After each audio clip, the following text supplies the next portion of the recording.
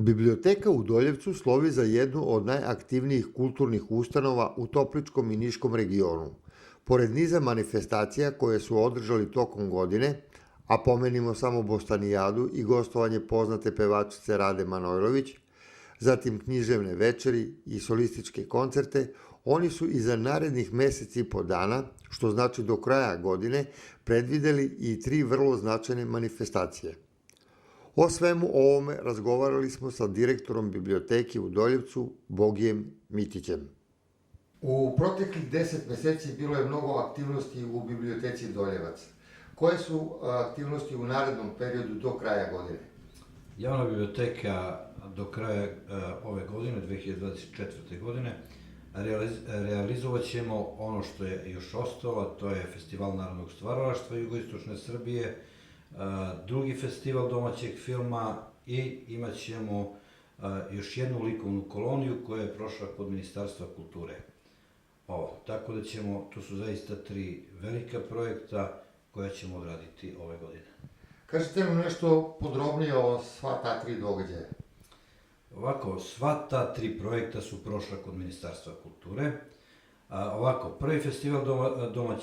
Drugi festival domaćeg filma održat ćemo ili krajem novembra meseca ili početak decembra meseca, u zavisnosti od da li su glumci koji bi trebali da dođu na tom festivalu slobodni tamo 27., 8. i 9. novembra ili će to biti 5., 6. i 7. decembar.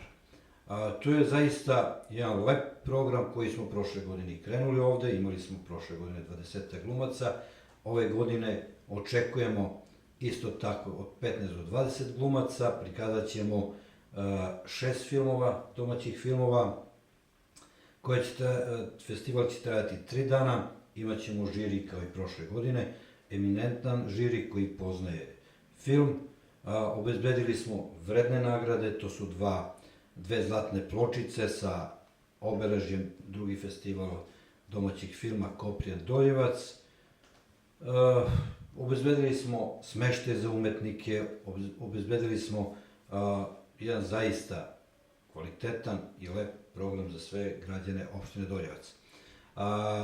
Uradit ćemo festival Sabora narodnog stvaralaštva Jugoistočne Srbije, gde ćemo okupiti jedno 10-ak folklornih ansambala, društva, koje će se takmičiti. Biće takmičarskog karaktera, imat ćemo žiri isto tako koji je za to, za folklor, za igru i za pesmu, koji može da proceni i da izabere najbolju nošnju, najbolju igru, i tu smo prošli kod Ministarstva kulture. I projekat 24. likovna kolonija po redu, koja će se održati u novembru mesecu, sad krajem novembra, gde ćemo okupiti 8 akademskih slikara, boravit će u našoj opštini od ponedeljka do subote, znači 5 dana, obezbedili smo za njih smeštaj i hranu, platit ćemo prevoz ljudima, odakle dolaze, materijal za slikanje. Njihovo je da dođu ovde da rade i da ostave biblioteci svako od njih po 3 vredna dela.